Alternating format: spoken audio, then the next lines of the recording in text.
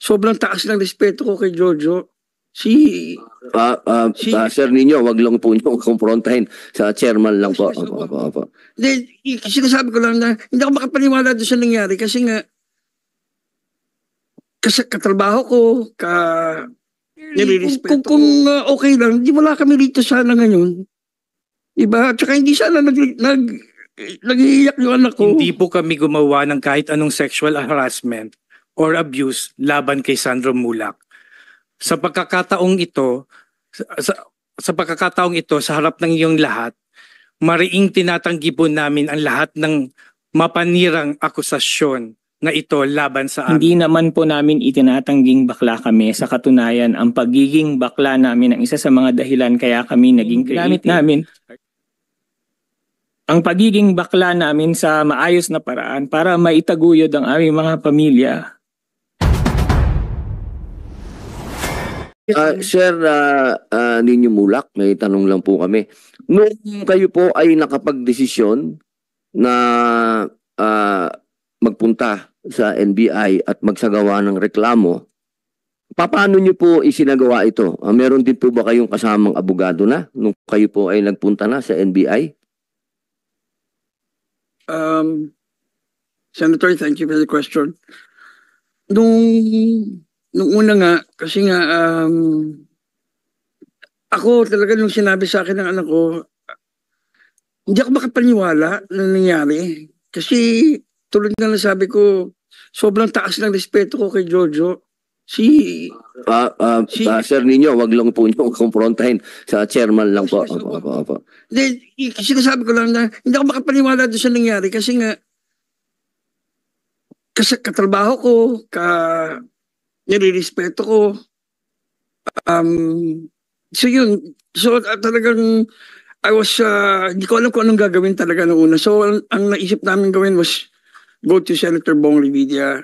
At si Senator Bong naman yung nagsabi na if we want to go to the NBI, we can go to the NBI. Pero dahil nga, syempre, ako bilang magulang, gusto ko protektahan muna sana yung anak ko. Ayoko sana may makaalam. So we went through the channel. We went to Miss Annette Gozon. We were trying to fix it internally. Pero I didn't know how to do it internally pero magsasapa pa rin kami ng kaso. Di po ba? Mr. Chair, if I may interrupt. Sige po. Nalaman ng media yung nangyari. Po? Paano nalaman ng media? Ay, hindi ko po alam siya. Sino nagkalat? Hindi ko po alam. Hindi ko po talaga alam. So when did bigla na lang po pumuntok eh. First knew about it na kumalat na sa media? Saan mo nabalitaan? Sa social media? Sa radyo ba? Sana kumalat na po. Yeah. Sa social media po. Unang lumabas kay OG Diaz. Sige, continue. Yan po. I'll continue. I didn't know how to do it na ayusin namin internally pero still magsasapa pa rin ako ng kaso kasi I knew na once na mag-file kami ng kaso, talagang puputok na sa media. Hindi maiwasan hindi puputok sa media, di ba? Teka, paano nalaman ni OG Diaz? Ay, hindi ko po alam. Did you talk to him? No po. You haven't talked to him kasi... I talked to him since sa social media, mukhang detalyado yung mga... Ay, pero hindi po sa amin galing talaga eh. But there were... nakausap niya anak mo. We have other witnesses. Kasi I don't know kung kung paano nag-leak talaga. Ayun po. And then, so it took 10 days bago namin na-file kasi nga po, nagkita kami ni Annette Gozon at hinarap niya sa akin yung dalawa dun sa bahay ni Miss Annette Gozon. And nag-apologize sila sa akin. They apologize for what? Saktong pagkasabi nila, sorry talaga, umiiyak sila. Assuming ito po, Sen, talaga, apologize. Let's just go straight to the point. Talaga, sinasabi ko po ito. What did they apologize for? Ang exact words nila, they were crying and they apologized. Ang sabi nila, sorry talaga, sorry ninyo, ganun. Kasi akala namin okay lang. What do you mean? Yeah, they were sorry for what? What did they do? For what they did. What did they do? Did they admitted to you that they did something untoward? When they said sorry, syempre naiintindihan ko kung ano yung kwento ng anak ko. Yun na yun. Yun na yun, di ba? Alright. And then they said, akala daw nila okay lang. Hmm. But clearly, Akala nila consensual. yes, yan. Hmm. But clearly, kung okay lang, di wala kami rito sana ngayon. Diba? At saka hindi sana nag-iiyak yung anak ko. Hmm. Yun po. Sige.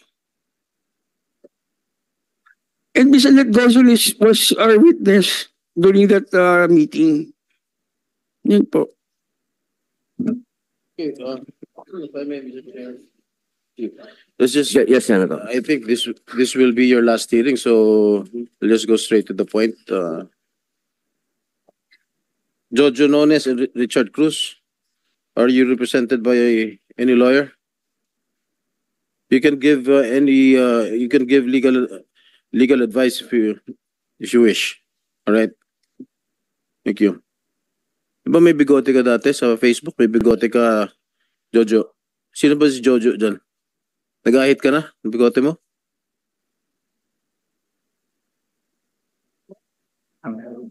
Hello? Your Honor, ano po, minsan may ahit, minsan po may shadow beard. Right. Mr. Chair, I would like to request the COMSEC to administer the oath. Okay, Comsec, mag-administer tayo ng ano. Okay, pwede po kayong tumayo. Sir Richard and Sir Jojo, tatayo lang po. Yeah, can you kindly raise your right hands? Do you swear to tell the truth and nothing but the truth in this committee hearing? Yes, Your Honor. The answer is in the affirmative, Mr. Chair. Thank you. Maraming salamat po. Senator, nakapag-administer na po sila po. Maraming salamat, Mr. Chair. Okay. Ano trabaho niyo ngayon? Ngayon po wala po dahil naka-preventive suspension po kami, Your Honor. Okay, bukod sa GMA7, meron pa ba kayong ibang pinagtatrabuhan? Sa ngayon po wala. Before?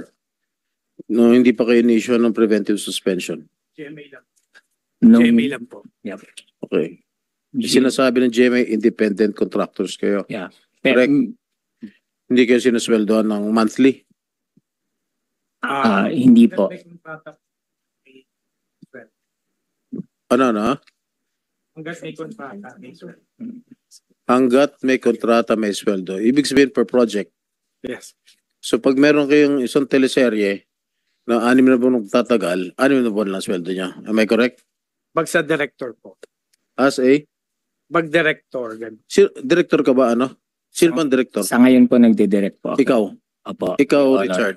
Consultant, scriptwriter, creative consultant. Scriptwriter ka. Hmm. Ikaw, Jojo, ang director. Opo. So ano yung mga dinidirect mo ng mga projects sa GMA?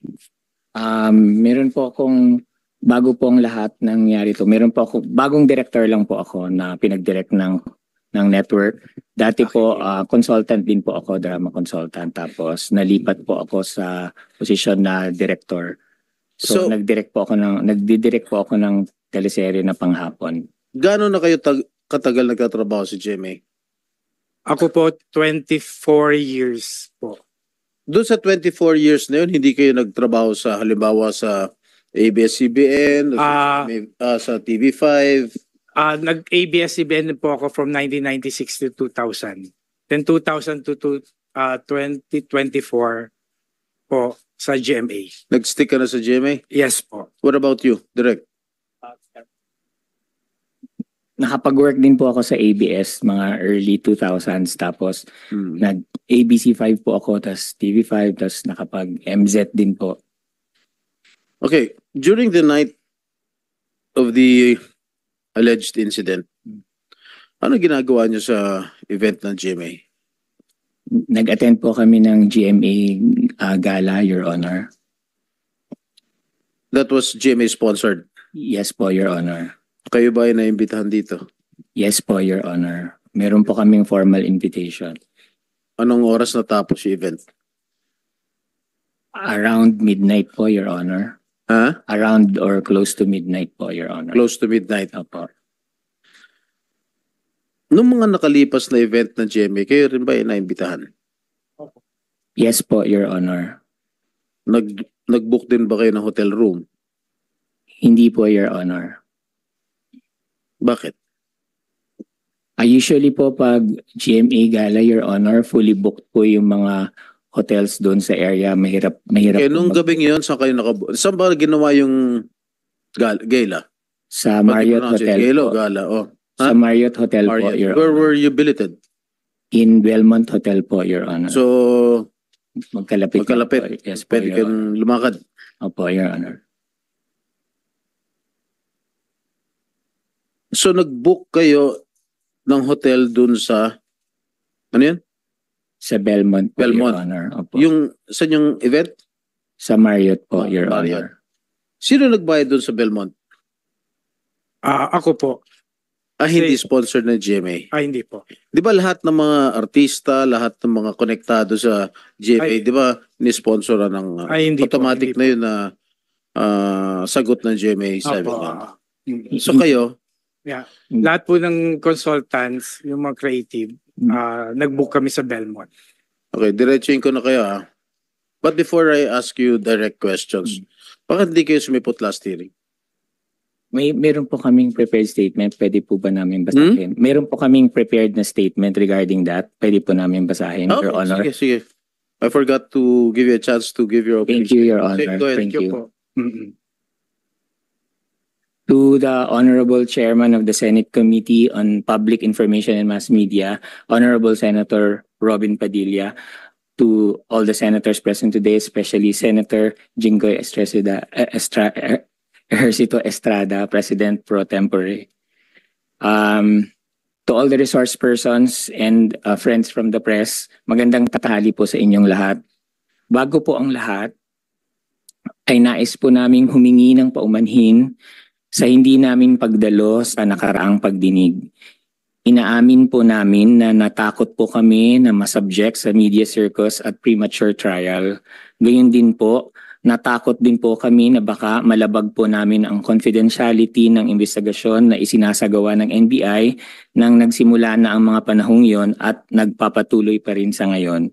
Nasabihan po kasi kami na bawal po na ilabas ang lahat ng mga counter allegations at ebidensya namin sa publiko dahil ayon sa NBI kahit ang alegasyon ng di umano'y biktima ay hindi pa rin nila maaring ilabas dahil subject pa ito sa validation ng kanilang ahensya.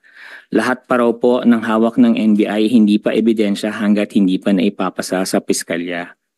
Subalit matapos po naming mapanood ang nakaraang pagdinig ay nakita po namin na hindi mangyayari ang aming kinakatakad sa kagalang-galang natin na Senador Jinggoy Estrada kung naunahan po kami ng takot, kaba at pangamba.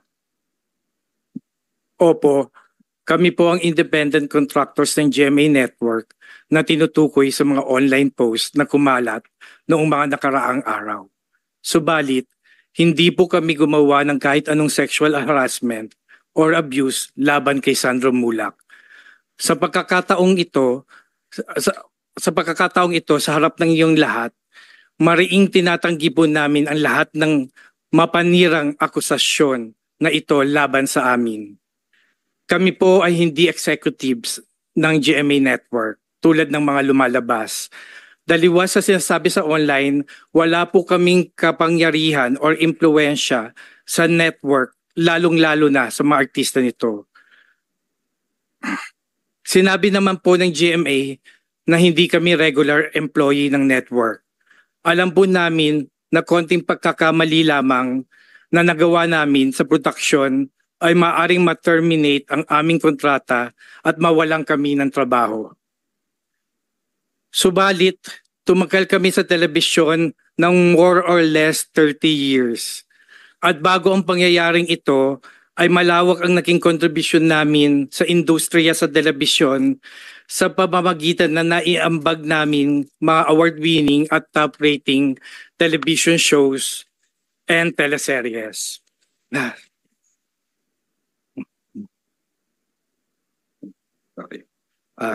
Tapos na? Hindi pa. Maganda po ang takbo ng aming karera. Sir Richard, tubig po. May tubig po kayo sa tabi po, ah. Opo. Okay. Mahaba ba yung ano? Ikaw ba Sandali lang nagsulat? po. Scriptwriter ka? Baka mahaba yan. Hindi po. Maganda po ang takbo ng aming karera. Maitatanong niyo po kami sa aming mga nakatrabaho at masasabi naman po namin na iginagalang kami at naging malinis po ang reputasyon namin sa aming mga naging employer at nakatrabaho sa loob ng 30 taon. Sa tinagal-dagal namin sa industriya, wala po kahit na isang reklamo, sexual man or anuman, ang nag-file sa amin. Kaya hindi po namin sisirain ang iniingatan naming pangalan at karera at reputasyon para makapag-abuso o harass ng isang tao. Lalo na po na alam namin na anak ng sikat na artista at maimpluwensyang pamilya. Ano ba naman po ang laban naming mga ordinaryong manggagawa lamang laban sa kanila? Hindi naman po namin itinatangging bakla kami. Sa katunayan, ang pagiging bakla namin ang isa sa mga dahilan kaya kami naging creative, artistic at nagkaroon ng skills na kailangan sa industriya. Buong buhay namin, ginamit namin ang pagiging bakla namin sa maayos na paraan para maitaguyod ang aming mga pamilya. Kaya napakasakit sa amin at sa aming pamilya na mabasa ang aming mga pangalan online na may caption na bakla at kung ano-anong masasakit at mapanirang puri na bansag at descriptions. Bakla po kami, oo, pero hindi kami mga abuser. Bakla kami, oo, pero hindi kami gumagawa ng masama sa kapwa. Bakla kami, oo, at may takot po kami sa Diyos. Sa huli kami rin po ay humihiling ng hustisya, mabigyan sana ng hustisya ang malisyosong pagbibintang sa amin. Kaya po naming mapatunayan sa piskalya o korte na wala kaming kasalanan.